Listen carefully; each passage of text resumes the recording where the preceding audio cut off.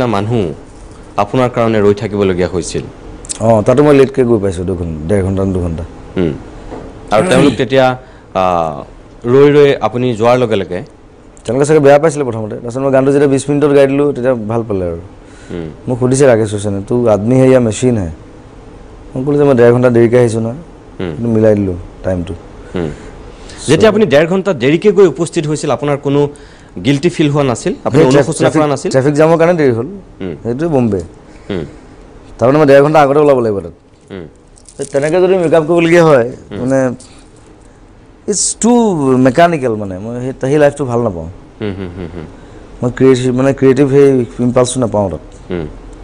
তাতকৈ ইয়াত যিটো পাওঁ মই ইয়াত মই বহিলে 5 মিনিটত গান এটা কৰোঁ তাত সেইটো নহয় ভৱিষ্যতলৈ আকৌ আপুনি মুম্বাইলৈ উভতি নাযায়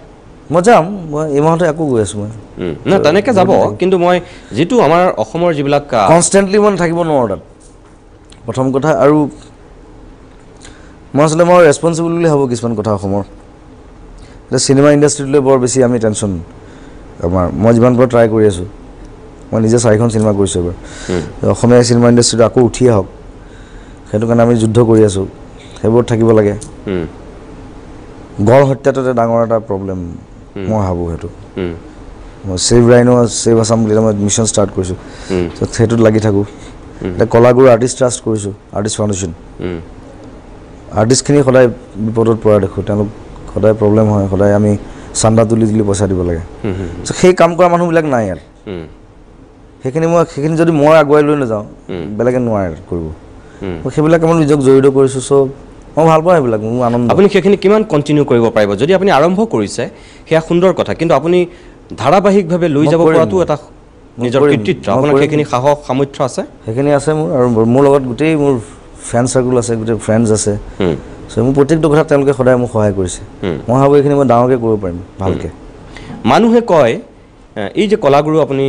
কৰিছে আৰ্টিষ্ট ফাউণ্ডেশ্যন যে আপুনি জ্যোতিপ্ৰসাদ আৰু বিষ্ণুৰাভাৰ ভিতৰত আপুনি বিষ্ণুপ্ৰসাদক বেছি ভাল পায় বিষ্ণুৰাভাক বেছি ভাল পায় কথাটো সঁচানে সঁচা কথা কাৰণ জ্যোতিপ্ৰসাদকো মই ভাল পাওঁ মই যথেষ্ট ভাল পাওঁ ৰূপ কোঁৱৰ কিন্তু ৰাভাৰ কথাটো অকণমান বেলেগ ৰাভাৰ ডাইমেনশ্যনটো মোৰ ভাল লাগে আই থিংক হি ৱাজ মোৰ dynamic as an artist total artist বুলি ক'লে ৰাভাক বুজাই আচলতে তেওঁ ভাল ডান্সাৰ আছিলে ছিংগাৰ আছিলে এক্টৰ আছিলে ৰাইটাৰ আছিলে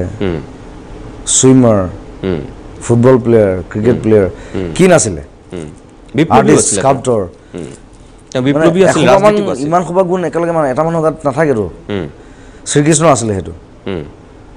শ্ৰীকৃষ্ণ আছিলে বুলি কয় আৰু আমাৰ মহাপুৰুষ শংকৰদেৱৰো আছিল বুলি কয় চ' তাৰপিছত মই ৰাভাটোক দেখিছোঁ তেখেতৰ গাত ইমান সোপা গুণ একেলগে হিংসা হৈ যায় কেতিয়াবা এটা মানুহৰ গাত ইমান গুণ থাকিব পাৰে নেকি আৰু আটাইতকৈ ডাঙৰ ডাউন টু আৰ্থ মানুহ আছিলে একদম মাটিৰ মানুহ আছিলেতো গোটেই তেজপুৰ আধাখিনি তেওঁলোকৰ আছিলে গোটেই চব বিলাই দিলে মানুহক লাষ্টত নিজৰ থাকিবলৈ ঘৰ নাই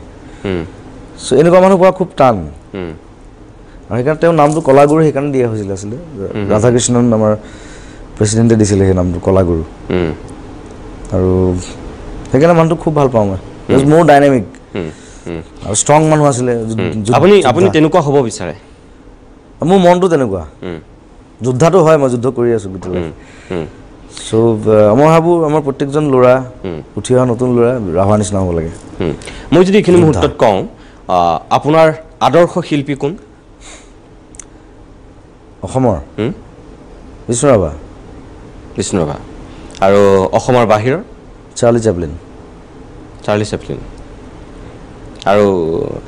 মই গায়কৰ কথা সুধিব বিচাৰিছিলোঁ গায়ক সদায় কিশোৰ কুমাৰ মই নাভাবোঁ ইণ্ডিয়ান ছিংগাৰৰ কথা কৈছোঁ বাহিৰৰ কথা কোৱা নাই ইণ্ডিয়ান ছিংগাৰৰ ভিতৰত মানে কিশোৰ কুমাৰৰ সেই ডাইনামিক্সটো অদ্ভুত কি ৰেঞ্জ কি এক্সপ্ৰেশ্যন মানে অদ্ভুত গায়কী আছিলে মানুহটো দুখৰ গান এটা আমাৰ ছিংগাৰে যেতিয়া গায় অলপ হ'লেও কান্দিবলগীয়া হয় কিশোৰ কুমাৰৰ পৰা সেইটো শিকিবলগীয়া বস্তু তেওঁ নকন্দাকৈ গায় কিন্তু দুখটো ঠিকেই লাগে মানে পেনপেনি একো নকৰে ফিলটো এনেকুৱা এটা ফিল দি দিয়ে যে মানুহটো এনেই দুখ লাগি যায় শুনিলে আপুনি সেইটো অনুকৰণ কৰোঁ অফক'ৰ্ছ কিছু কাম মই সদায় অনুকৰণ কৰিছোঁ তেওঁ ভইচটো অনুকৰণ নকৰোঁ কিন্তু সেই ফিল সেই কাৰবাৰটো সেই ষ্টাইলটো সেইটো শিকিবলগীয়া বস্তু সেইটো মই ভাবোঁ নতুন ছিংগাৰ চবেই শিকিব লাগে সেইটো তেওঁ